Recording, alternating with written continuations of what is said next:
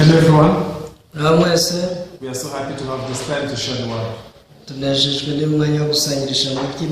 So God has blessed us to give us this precious moment of the evening fellowship. Let us pray as we begin. Dear our Heavenly Father, we thank you for this evening. Lord, we thank you for your love, we thank you for your care. Lord, you are almighty, there is nothing impossible to you. And this is why, Lord, you have invited us so that we can share this word tonight. Lord, I pray that you humble down our hearts so that we can receive the word as it is. And I believe that you will do amazing works in our life by believing your word as it is.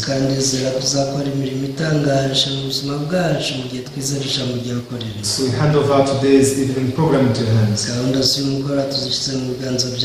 Allow many people whose hearts are thirsty for your word to listen to this sermon.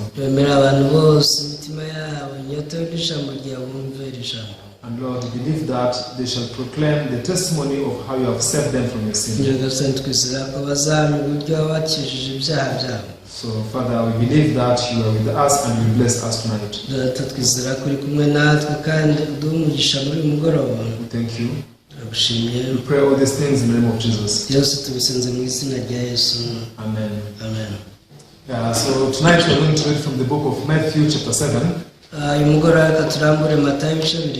if you have your Bibles, please open up Matthew chapter 7, starting from verse 13.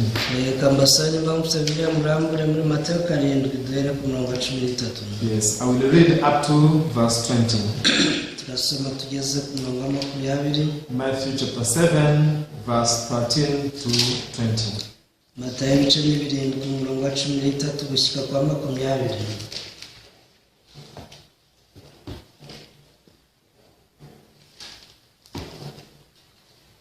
It says, "Enter by the narrow gate, for wide is the gate and broad is the way that leads to destruction, and there are many who go in by it.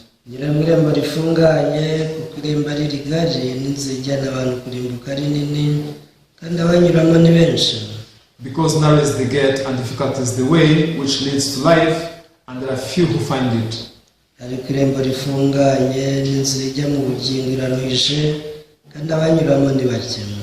Beware of false prophets who come to you in sheep's clothing, but inwardly they are ravenous wolves. You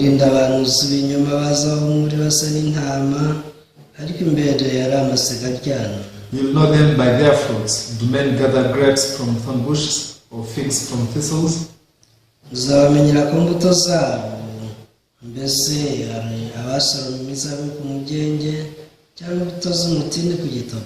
Even so, every good tree bears good fruit, but a bad tree bears a bad fruit. A good tree cannot bear bad fruit, nor a bad tree bear good fruit.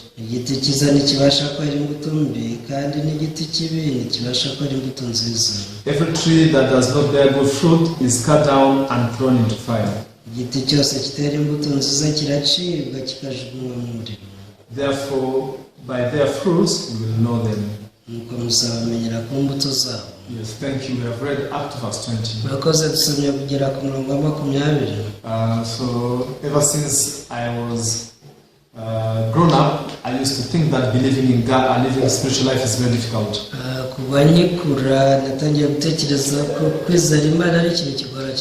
Yes, and I also thought that receiving salvation is something very difficult.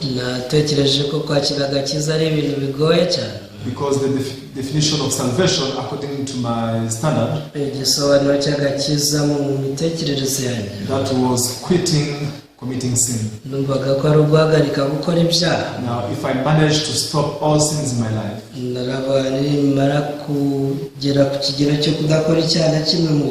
if I can live an upright life, without sinning whatsoever, that is when I will confirm the salvation. That's when I'll be ready to stand before God and inherit everlasting life. So this day was expected in my life every time. However, this day never came to my life. ariko uyu munsi ntiwigeze ubaho. It's not that I do not want to stop sin and live an upright life. si uko ntashakaga guhagarika gukora ibibi ngo mbeho ubuzima butunganye. Everything we are taught in the church, we try to apply them.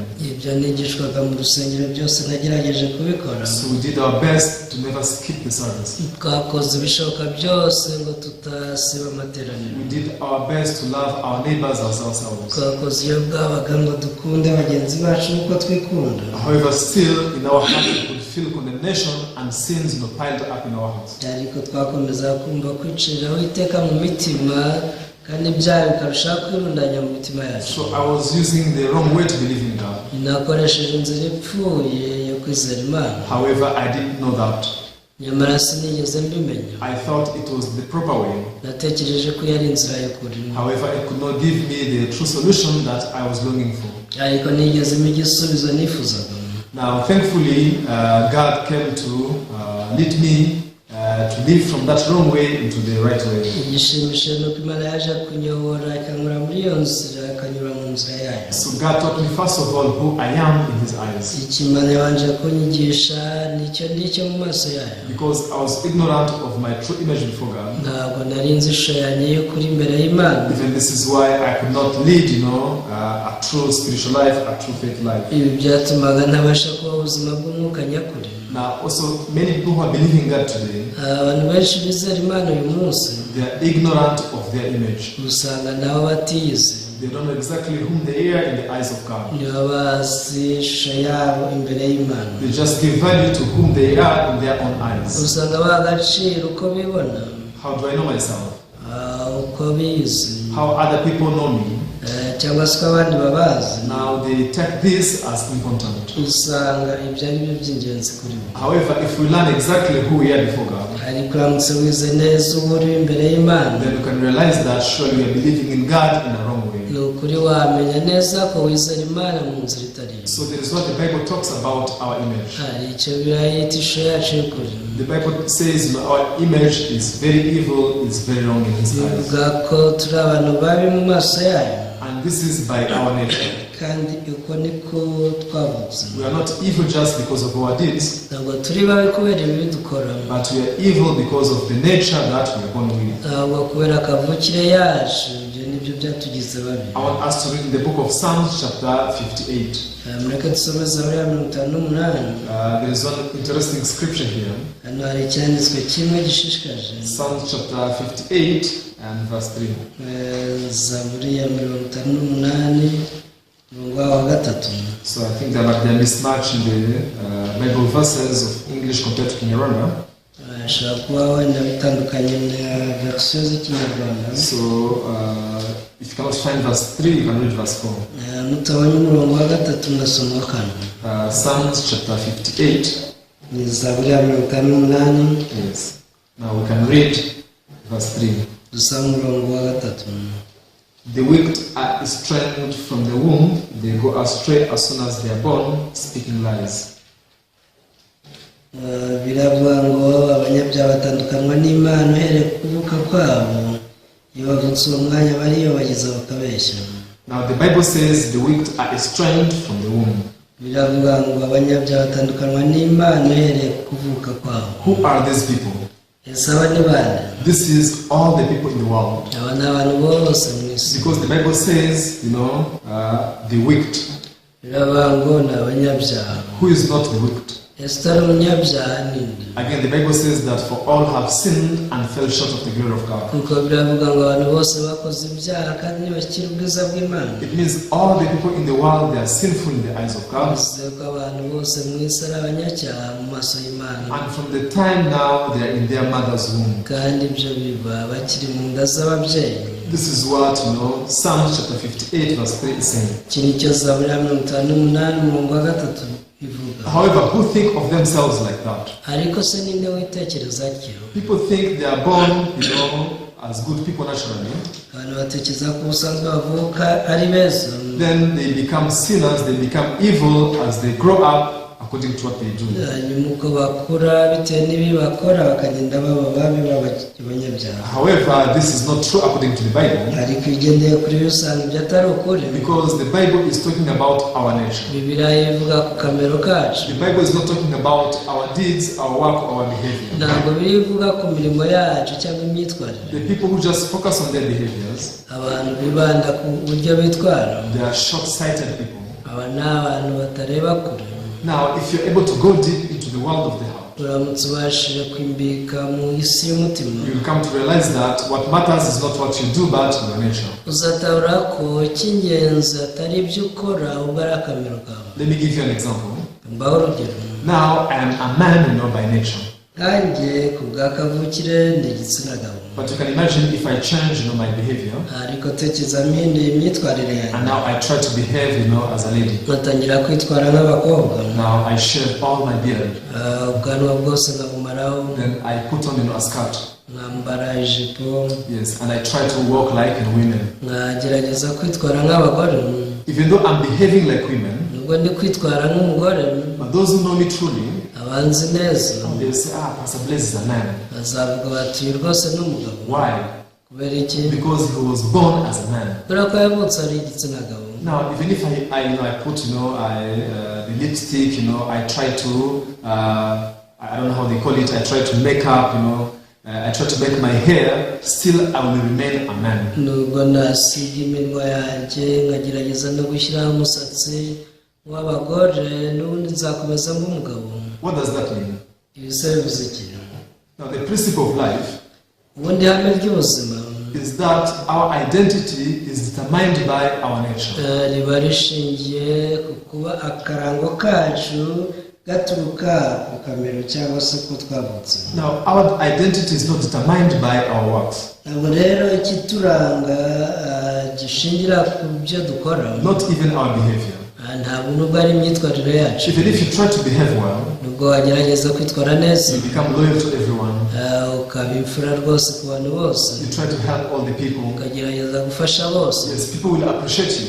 abantu kuko bazagushimira, But God, who knows, your origin, ariko Imana izi inkomoko yawe. God who knows exactly what is the nature that is in your heart. Imana izi rwose kamere yawe ukurimo. Now, God will say that you are nothing but a sinner. izabuti wowe ntacyo kiretse kuba umunyacyaha. Yes, you have helped 100 people. wafashije abantu 100. Yes, now you have reconciled with your enemies. yewe wiyunze n'umwanzi wawe. Yes, you have helped the poor. wafashije abakene. But the Bible says, ariko Bibiliya iravuga ngo, Psalms chapter 58 verse 3, Zaburi ya 58:3, the wicked are estranged from the womb, they go astray as soon as they are born, speaking lies. abanyabyaha bose batandukanwa n'Imana uhereye kuvuka kwabo, iyo bavutse umwanya bariyo bagize bakanabeshya. Now, those who don't know themselves, abatiyizi rero they are the ones who will try to cheat God. nibo bagerageza no gushuka Imana. And now they think God can accept me by looking at my good behaviors. batekereza ko Imana izabishimira yitegereje imyitwarire yabo.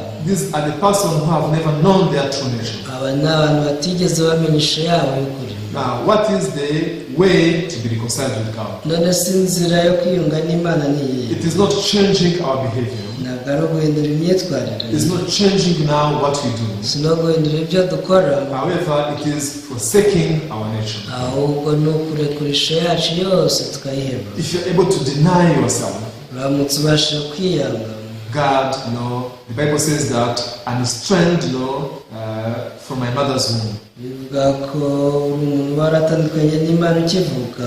That means, I was born as a sinful person. uze kuvuka n'ubundi umunyacyaha. Even if I try to behave well, ubwo wagerageza kwitwara neza, this is likened to the male person who is trying to behave as a female individual. bisa na wa muntu w'igitsina gabo uri kugerageza kwihindura nk'igitsina gore mu myitwarire. Yes, apparently, if you look at the outward, it may seem like she's a lady. ku bigaragara n'ureba inyuma musagira ngo koko yabaye umukobwa, However, his true identity is that he's a man. ariko akarango ke k'ukuri ni uko ari igitsina gabo. So now the Bible is trying to speak to us about this. So bibiri ibintu byishaka kutwigisha. This is why God said that now sinners are estranged from the womb. Niyo babiri bwa ngo abanyabyaha batandukanywa n'Imana uhereye kuvuka. So we are the people who have the nation that does not like God. Turi abantu bafite akamero kadakunda Imana. Our nature is enmity against the Lord.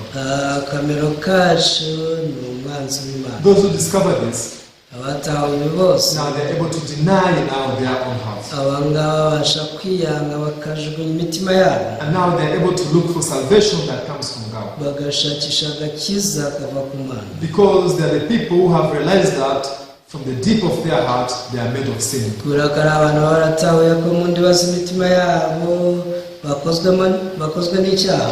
Romans chapter 1, Igitabo cy'Abaroma igice cya mbere verse 28. umurongo wa 28. Now today I'm talking to you about the human nature. umunsi ndi kubaganira ku kamero k'umuntu cyangwa se kamere ye. Yes, you can read Romans chapter 1, verse 25. Abaroma 1 umurongo wa 28.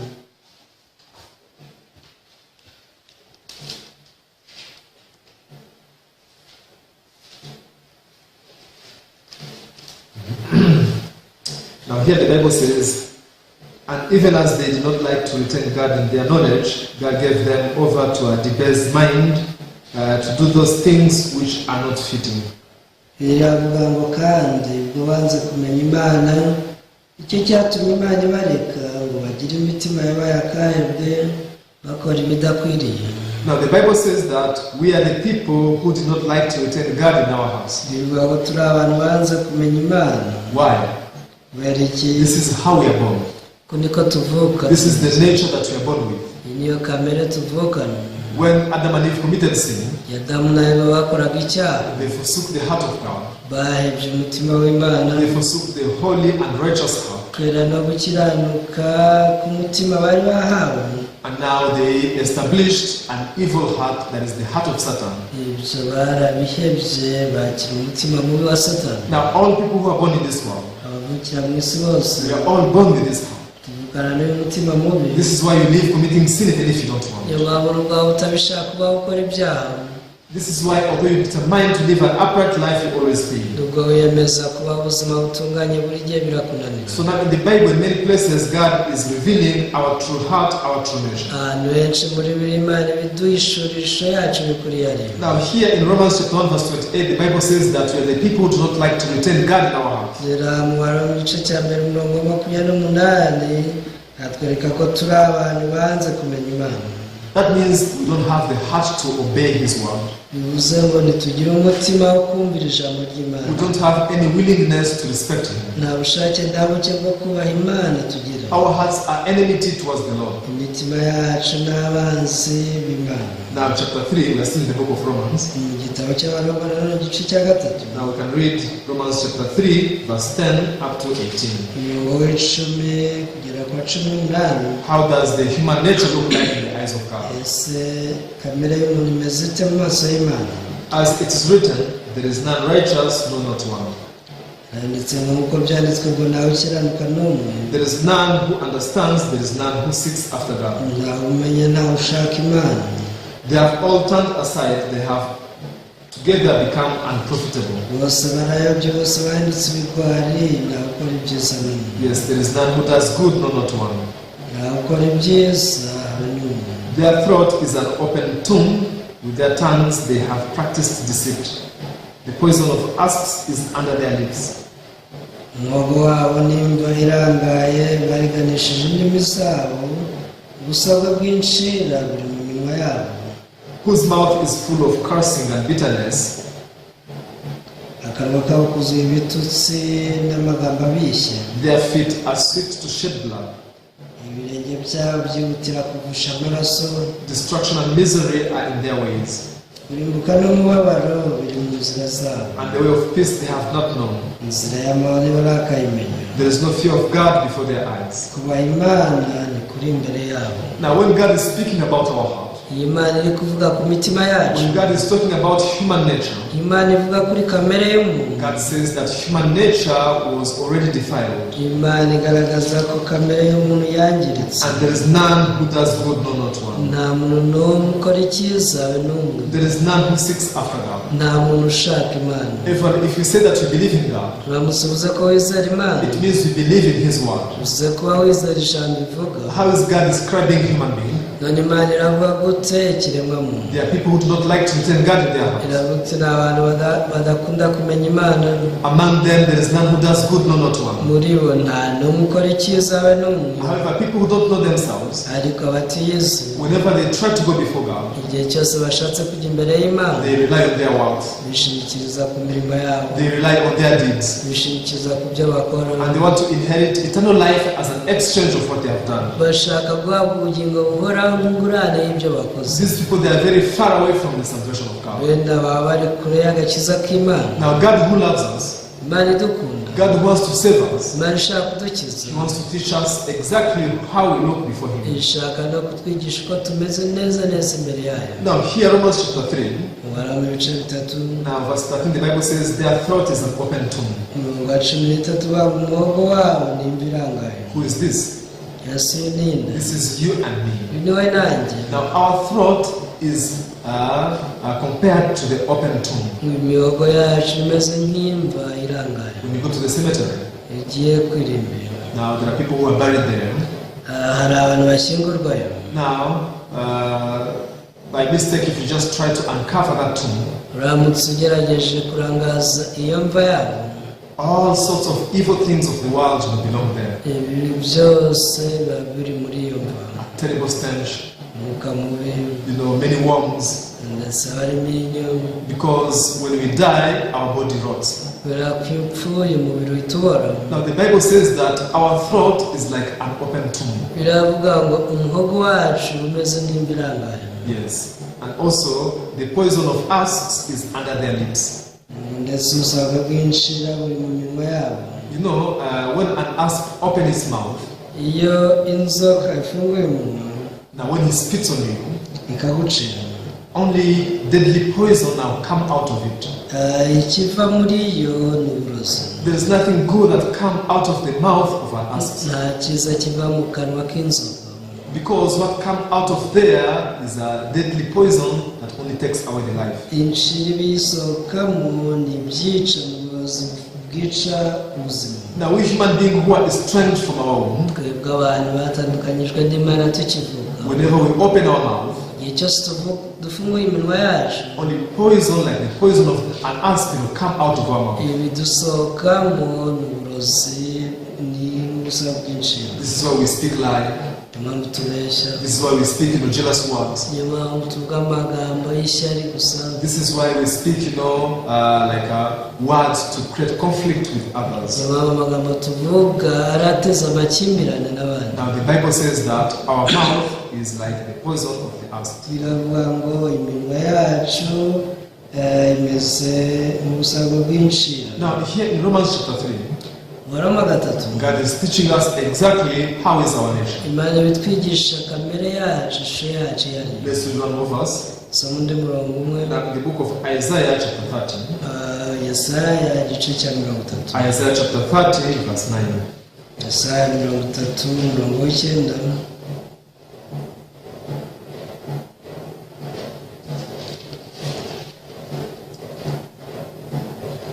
That this is a rebellious people, like children who will not hear the law of the Lord. Haranditse ngo kuko ari ubwoko bwoma, abana babeshya, abana badakunda kumva amategeko y'Uwiteka. Now God shows them, the children of Israel to be His people. Imana yatoranyije Abisirayeli ngo ibagire ubwoko bwayo. With His great power, using the 10 plagues, now He released them, from the bondage of Pharaoh in Egypt.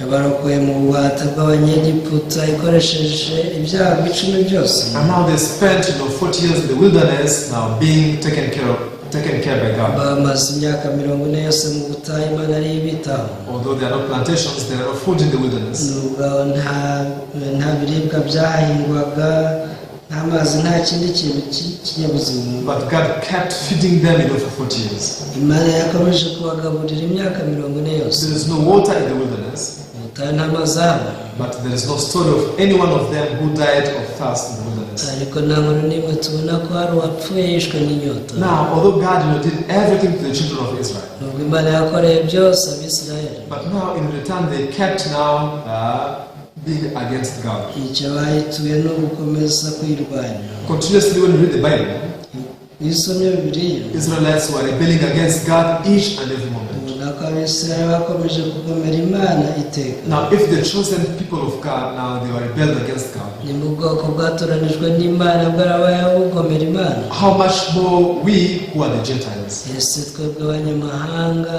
tuzayigomera bingana iki? It means now we are against him even much more than the Israelites. tuvuze ko tuyigomera no kuruta Abisirayeli. Everyone, this is what the Bible says. Iki ni cyo Bibiliya itubwira. Don't be deceived by your thoughts. ntugashukwe n'ibitekerezo byawe. Don't be deceived by your works. ntugashukwe n'ibyo ukora. As I told you, even if you may help people, nakubwiye ngo nubwo wafasha abantu, yes, this is good, ibyo ni byiza koko, but this is good in the eyes of man. ariko ni byiza mu maso ya muntu. However, in the eyes of God, mu maso y'Imana there is nothing good that comes out of man. rwose nta cyiza kiva mu muntu. There are so many scriptures that speak of this. hari ibyanditswe byinshi biduhamiriza. Why is it so? ese ni ukubera iki? It's not because we commit sin, si uko dukora ibyaha, not because we do evil, si uko dukora amabi, but we are born with an evil nature from Satan. ahubwo twavukanye kamere mbi y'icyaha ya Satani. This cannot keep the commandments of God. iyi ni kamere itakubahiriza amategeko It does not obey the voice of God. iyi ni kamere tubaha ijwi ry'Imana. As I began, I gave you my testimony. nabaye wamya dutangira. Now, ever since I was young, kuva nkiri mutoya I was taught to obey God and serve Him. nigishijwe kubaha Imana nkayikorera. However, Imana every time I could commit sin, I could have evil thoughts in my heart. igihe cyose nakoraga ibyaha nkagira ibitekerezo bibi mu mutima wanjye, Not because I wanted, atari uko nabishakaga, but sin could defeat me. ahubwo icyaha cyaraneshaga. Many times I could find anger in my heart, inshuro nyinshi nabonaga umushinya mu mutima wanjye, even if I did not plan for that. nubwo ntabipangaga. Many times I found jealousy arising in my heart. inshuro nyinshi nabonaga ishyari rinzamukamo. Is it only me? ese mutekereza ko ari njye gusa? What about you? naho se wowe, Were you able to control sin? koko icyaha warakigenze? Yes, I know you pray very hard and you're determined to control sin. ndabizi ko usenga cyane ndetse ukagerageza kugenga icyaha, But what is the outcome? hasi umusaruro bivamo n'ubuhe? To people who are honest before God, abantu bavugisha ukuri they always testify and say that surely I have only failed. imbere y'Imana ngo ati ni ukuri njye naratsinzwe. This is the nature that we are born with. iyi niyo kamere twavuga. So God does not want us to change it. Imana ntidusaba kuyihindura. Because the nature is something that cannot change. akamero ni ikintu utahindura. Even if I was born as a male, nimba naravutse n'igitsina gabo, I cannot change into becoming, a woman. ntabwo rwose nzihindura ngo mbe umugore. This is not possible.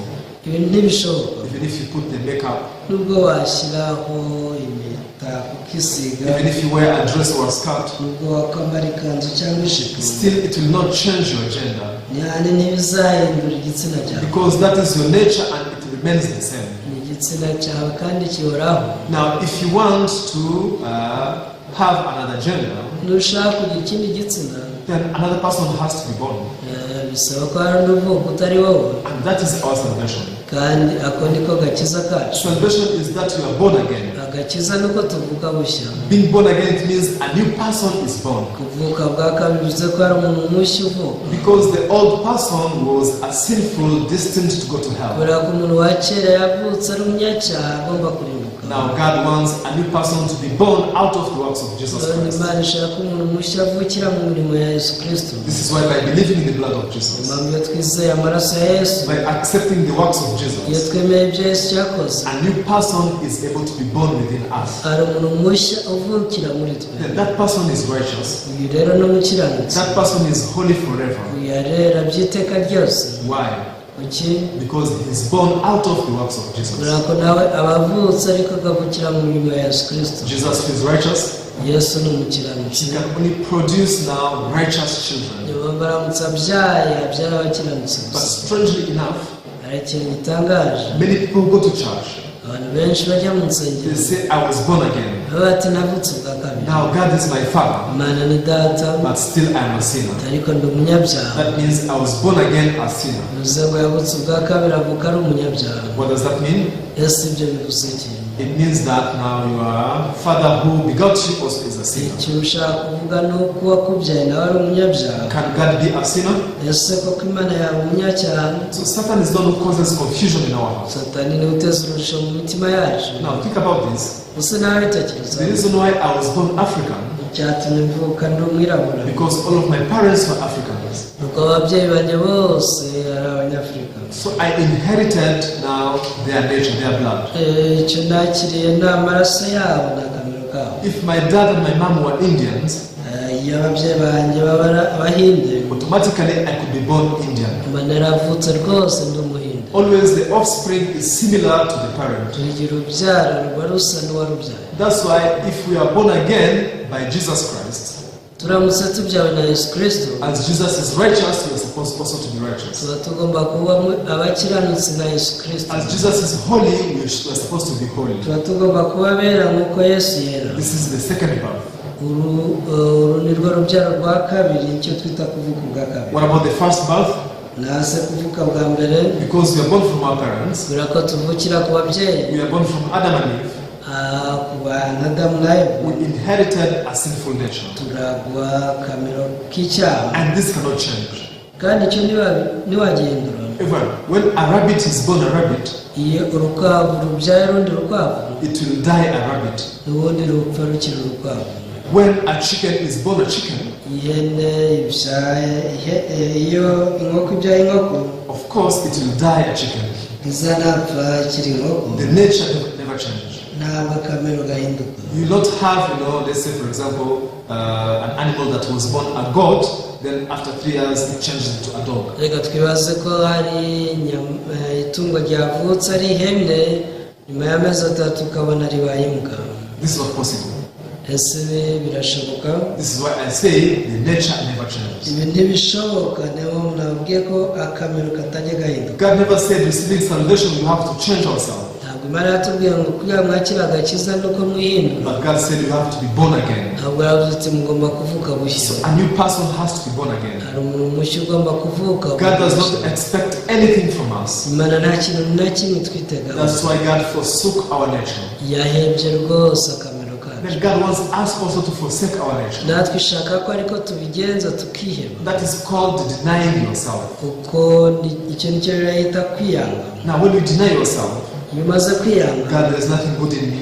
uti Imana nta cyiza kimbaho. I cannot keep the commandments. sinabasha kubahiriza amategeko I yawe. cannot do anything to please you. nta kintu nabasha gukora cyakunezeza. Lord, I don't want to rely on myself. ndi umuntu utakwiriye kwiyiringira. This person is able to meet Jesus Christ. yahura na Yesu Kristo, Then he's able to realize the works Jesus did in order to redeem his soul. agatahura imirimo Yesu yakoze kugira ngo akize roho ye. Then when you believe in that, iyo yizeye ibi, the Bible says you are born again. biravuga ngo wavutse bwa kabiri. The first time you were born sinner, mbere yavutse ari umunyacyaha, but by accepting and believing the works of Jesus, ntabwo yemeye imirimo ya Yesu akabyizera. we are able to be born again as righteous and holy people. avutse gushya nk'umukiranutsi n'uwera. Now the story we read today in Matthew chapter 7, ni inkuru twasomye muri Matayo ibice 7 uyu munsi. this is what God is talking about. Imana ibitubwiriye. Now there are two ways and two gates. hari inzira ebyiri, Yes, and two gates. marembo abiri. Yes. Verse 13. 13. Enter by the narrow gate, for wide is the gate and broad is the way that leads to destruction, and there are many who go in by it. iyo irembo rifunganye kuko irembo ari rigari n'inzira ijyana abantu kurimbuka ari nini, kandi abayinyuramo ni benshi. Because narrow is the gate and difficult is the way which leads to life, and there are few who find it. ariko irembo rifunganye n'inzira ijya mu bugingo iraruhije, kandi abayinyuramo ni bake.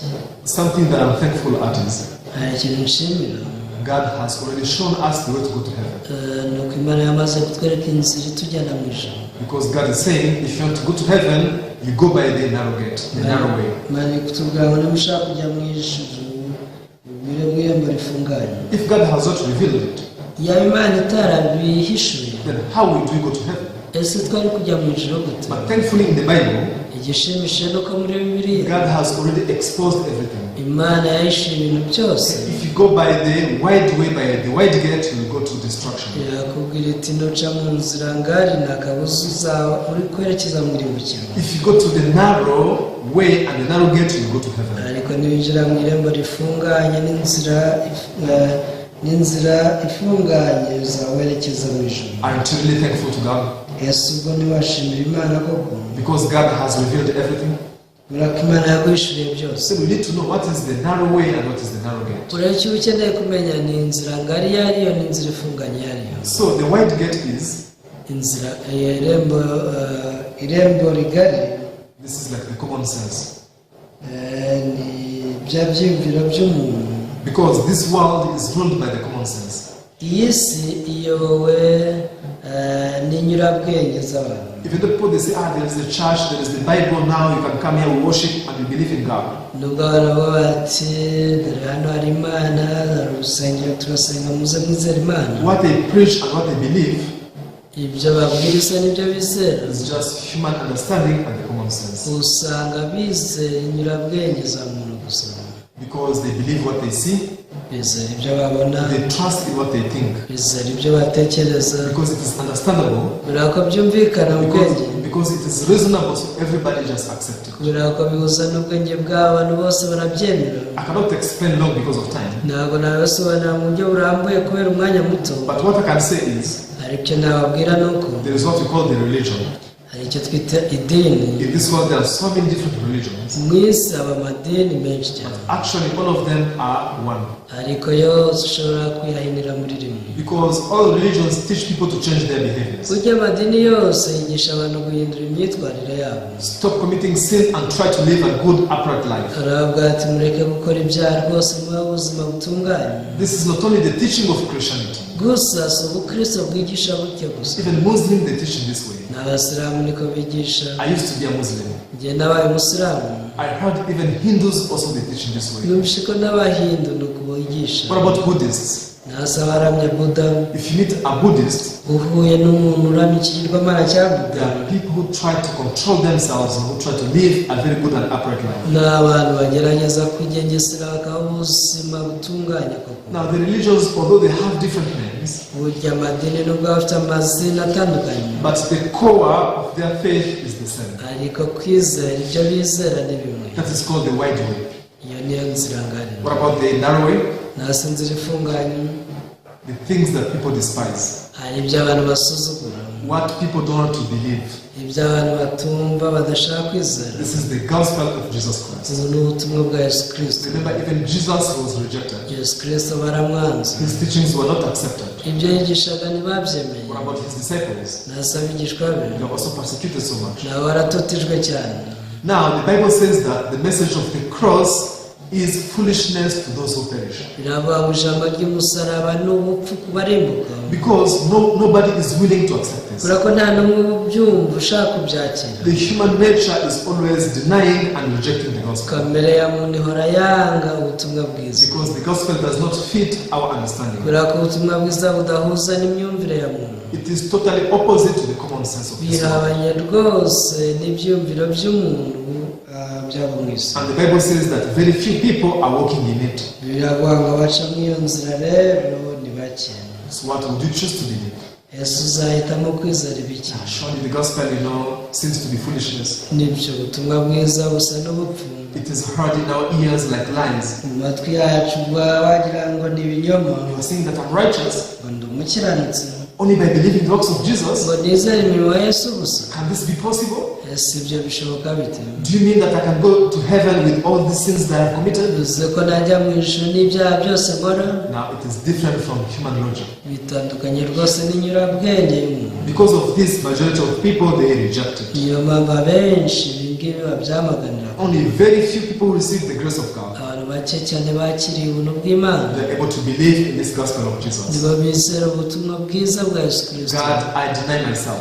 Bati Imana nariyanze, I deny my thoughts. nanze ibitekerezo. My thoughts say that I'm a sinner. Ibitekerezo byanjye bimbwira ko ndi umunyabyaha, But the Bible says I'm righteous because of the works of Jesus. ariko bimbwira ko kubera imirimo ya Yesu ndi umukiranutsi. God, I choose to believe in your word. Mana mpisemo kwizera ijambo I ryawe. deny my thoughts. Ibitekerezo byanjye rwose ndabyanze. I deny what many people say. Nanze ibyo abenshi bavuga. This is the narrow way. Iyo ni inzira ifunganye. What about the wide way? Nasi inzira ngari, So many people are there. abantu benshi baba bakubise bayuzuyemo, And they're just following the good understanding and the logics according to their wisdom. bagenda bakurikira inyurabwenge ya muntu n'ibintu byumvikana nk'aho ari ukuri. So dear followers, Bakundwa, please think about this word. kambasabe mutekereze kuri ijambo. You think about your heart, you think about your soul before God. Tekereza ku mutima wawe, kuri roho yawe imbere y'Imana. What can wash away your sin? Niki cyakoza ibyaha byawe? What can make you righteous and as holy as God? Ese niki cyakugira umukiranutsi utunganye wera nk'Imana? Nothing but the blood of Jesus. Nta kindi uretse amaraso ya Yesu. Why do you despise the blood of Jesus? Ese kuki usuzugura amaraso ya Yesu Kristo? Why do you think that although Jesus paid for your sin, still you are still a sinner? Kuki utekereza ko nubwo Yesu yishyuriye ibyaha byawe ukiri umunyabyaha? I really hope that you believe in the power of Jesus. Iringiye ko rwose wakwizera imbaraga za Yesu. This is when you'll be able to be born again truly. Ibyo bizatuma ubasha kuvuka ubwa kabiri by'ukuri, And you will rejoice for the rest of your life. kandi uzishima iteka mu buzima bwawe bwose busigaye. You will live giving thanks to the Lord up to the end. Uzabaho ushima Imana mu buzima bwose usigaye. Yes, so tonight you can share to hear. Umunsi reka dusoreze aha. I'm so thankful that you would listen to this one. Ndashimira Imana ko wabasha kumvira ijambo. Let's pray. Dusenge. Our Heavenly Father, we thank you once again. Data wo mu ijuru, twongeye kugushimira. Lord, you have given us this blessing to share your word. Nyagasani, waduhaye umugisha wo gusangira ijambo ryawe. Lord, allow us to deny ourselves. Nyagasani, twemere kwiyanga. We are the people who always follow the voices of our heart. Turi abantu burya bakurikira amajwi y'imitima yacu. But Father, the Bible has said that our nature is only evil. Ariko biratubwiye ko kamere yacu ari mbi gusa. We are the people of the evil doer. Turi abantu, turi urubyaro rw'inkozi z'ibibi. And the Bible says that we don't like to return God in our hearts. Kandi bivuga ko tutigera dukunda kumenya Imana mu mitima yacu. Now the poison of asps is in our lips. Kubera ko ubusabwa bwinshi buba mu minwa yacu. Lord, this is how Satan has made us. Uku niko Satani yatugeze. But you forsook this person. Ariko umuntu nk'uyu twaramuhebye. You forsook this kind of nature. Twariyanze tureka iyi kamere. And Lord, you have given us the gospel that is able to make us born again. Kandi waduhaye ubutumwa bwiza buduhesha kuvuka bushya. Allow us to believe in your word. Uduhe kwizera ijambo ryawe. Lord, we thank you. Turagushimira Nyagasani. We pray all these things in the name of Jesus. Yesu tubisabye mu izina rya Yesu. Amen. Amen. Yes, thank you very much. Murakoze cyane. I hope to see you the next time. Ngiye ko tuzasubira n'ubutaha.